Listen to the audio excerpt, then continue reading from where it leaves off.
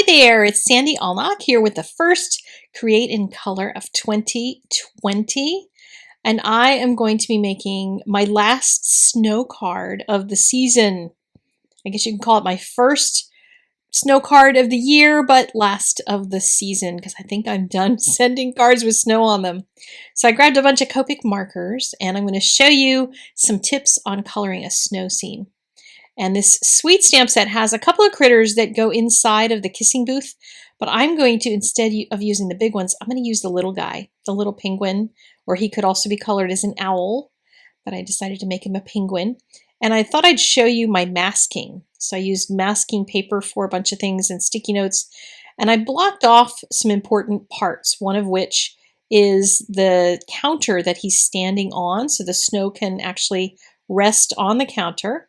And I'm using a Copic multi-liner. Forgot one of my masks there. Using a Copic multi-liner to just kind of draw a lumpy shape to make the snow. I can always add a little bit more with the white pen later.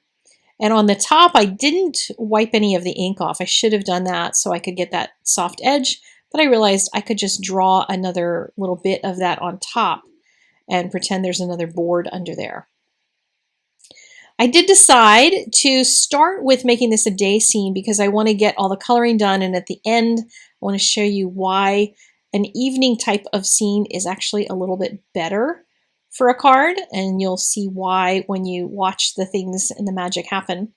But one idea if you want to do a daytime card is to add some tree branches in the back when you're doing a winter card, because you're not going to get, a whole lot of tree leaves and that sort of thing, but you can do the branches. You could even draw them in white so you get some snow on them, or you can do what I'm going to do, which is going to be covered all up anyway. So I'm doing this just so you have an idea of what to do if you want to do a daytime card. The rest of the coloring on this, I'm going to keep really simple for the reason that I'm making it a snow card, and when I do snow, I cover up so much, it's totally not worth doing massive shading on everything because it's all going to get covered up. So I just kind of do, for the most part, one color type of coloring. I look for a few places where I can add some depth. So this candy jar, I'll add a little bit of depth to it, and that might be enough to carry it, and I'm not going to worry about it too much because the spectacularity of the snow, I don't even know if spectacularity is a word, but it's going to be pretty special snow, and it's going to be so out there that nobody's going to really see much of anything else. But I think this would be a sweet Valentine card because you can still send snow in February, right? It's still snowing in a lot of places, although I'm still hoping for some snow at my house. I have been crossing my fingers for a while. I want to paint some snow, and no matter how much I look out my window, we just don't get any snow. So if some of you who are getting too much can send some my way, that would be awesome. Now here's where I want to talk about snow. Snow has color in it, much more than you would think. And what I find is the less pure white that I leave on the paper, the better it actually is. Because I end up with the little bits that are white, they look really, really white because of contrast, and I'm always talking about contrast, so this is going to be a lesson in that, and I just want you to watch the magic.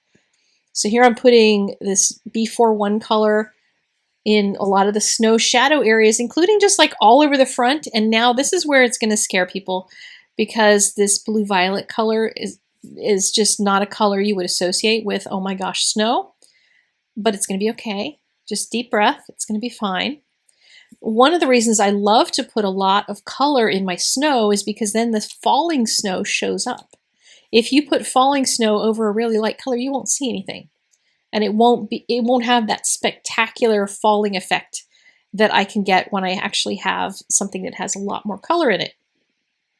So I'm going to do some kind of just scrubbing and scribbling along the edge, which is going to give a little bit of the texture of snow as well as adding a little bit of blending to it. But I'm not really worried about it too much because, again, there's going to be so much snow on here, no one is going to worry about whether or not anything else is blended. But this is where I want to show you one of the big differences that a dark background will make that a light background doesn't.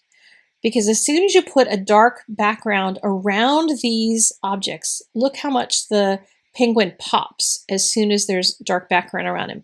The snow on the counter that he's sitting on pops. It just suddenly appears. And I still have those little branches in the background. Probably could have done them with a darker marker than I did, but they're still back there. They're still just a faint idea that there's a forest back there without being a major in-your-face kind of forest. And it gives this really soft setting for the scene without having a lot of distracting things, because the snow is like crazy distracting. You can do lots of little tiny dots, or you can do these big snowflakes. And I got into these a lot in the last season of card making. And if you go to my blog and look at the last, I did 25 days of Christmas during the month of December, and just scroll through some of the pictures, because I did this kind of snow thing a lot during those last cards that I was getting ready for my stash. And they don't have videos with them, but you can just see the effect that the big snow has.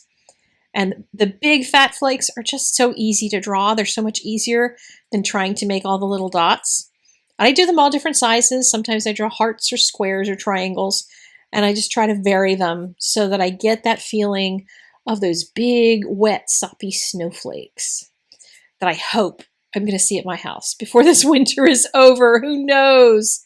I live in the Seattle area, so it's kind of not a guarantee that we're going to get snow, but I might have to drive up to the mountains just so I can see some.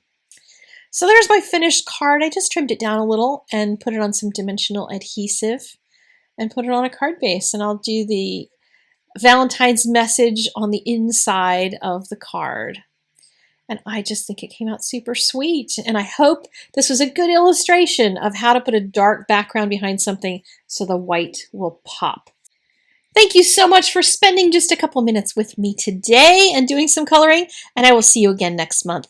Take care, click that like button, and make sure you're subscribed so you get lots more fun from MFT. Bye-bye.